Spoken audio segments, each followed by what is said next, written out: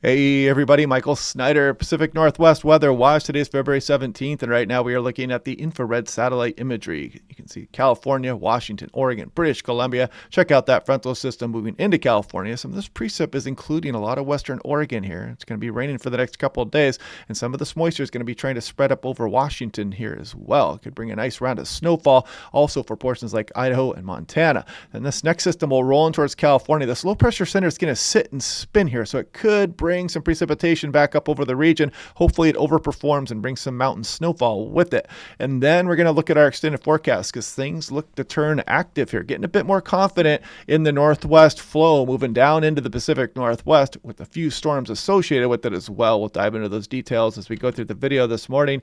Weekend outlook. This is for tomorrow. Eastern Washington, some eastern Oregon as well is going to be getting some snowfall with this moisture coming up from the south.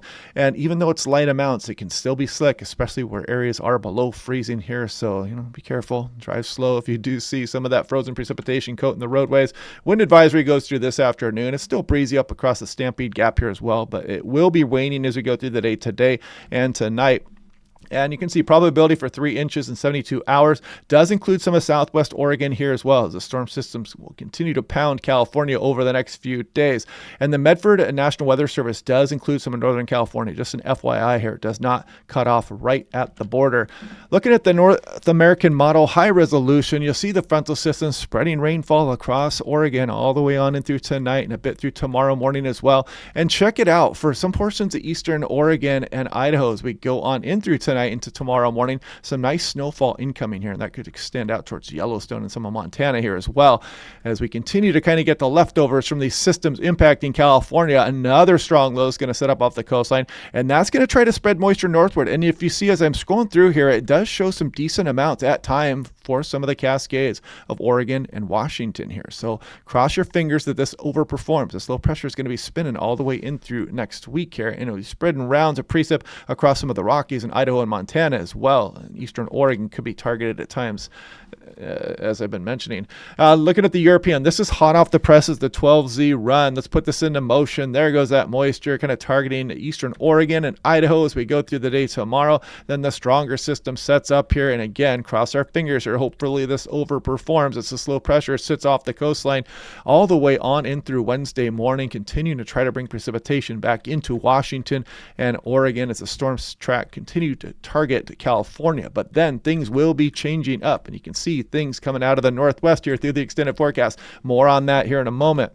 Now, if we look at the 80-meter wind speeds on the North American model, you can see those gusty easterly winds are going to be wrapping up as we go through tonight into tomorrow. That gradient should shut off by the time we get towards the afternoon tomorrow on Sunday, but it is going to pick back up again here, as you see, as we go through Sunday night into Monday morning. Some of those east winds will get blowing again. It won't be as strong as this round, however, and you can kind of see that low pressure center that's going to be spinning off of Northern California for the next few days.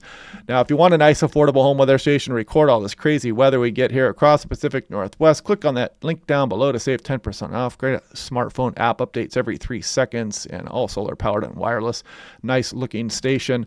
Now, taking a look at the National Blend of models. So we'll start to dive into the extended forecast a little bit here towards the end of this run, but you can see it does spread some light snowfall as we go on in towards Monday and Tuesday.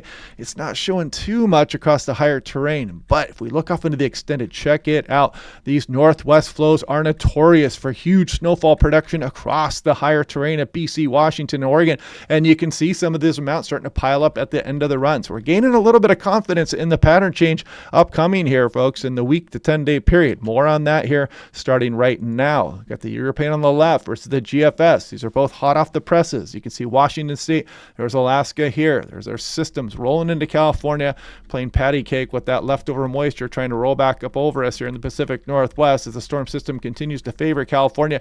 But then things start to get changed up, and you can see on the GFS and the European that northwest flow here with some stronger systems trying to drive down into BC. Much cooler air masses rolling into the area, maybe building some mountain snow. That would definitely be a bonus for this time of year during an El Nino year especially.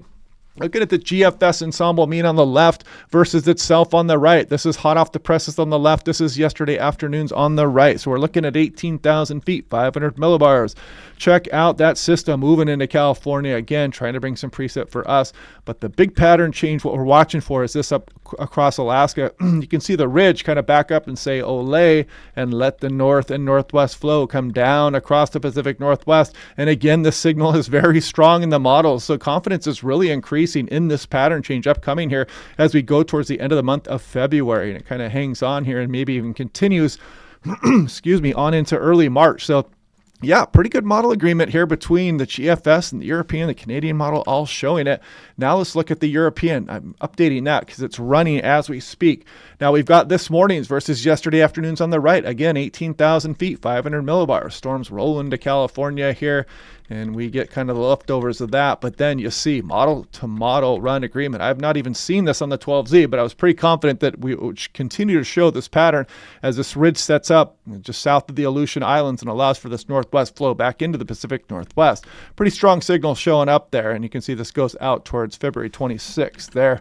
6 to 10 day temperature outlook. If you've been watching the channel daily, you know I've been talking about this, kind of waiting to see when they're going to start to show some below normal come in with that northwest flow. And of course, 6 to 10 day, a little bit too early, but finally the 8 to 14 day, they're starting to show it and they're hinting at it here as well. So interesting stuff. This goes through March 1st here. Definitely increasing confidence in that pattern change upcoming, and that could bring some stronger storms into the region, some better mountain snows as well, and even have some wind potential with it also.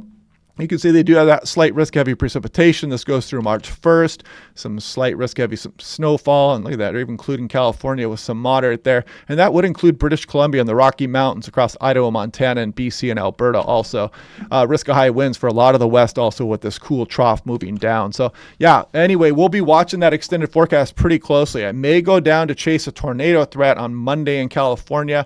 So if I do that, I may miss a briefing here on one of the days, but I'll be live streaming. You can join in and hopefully you can, visit my page for that on the California Weather Watch over there.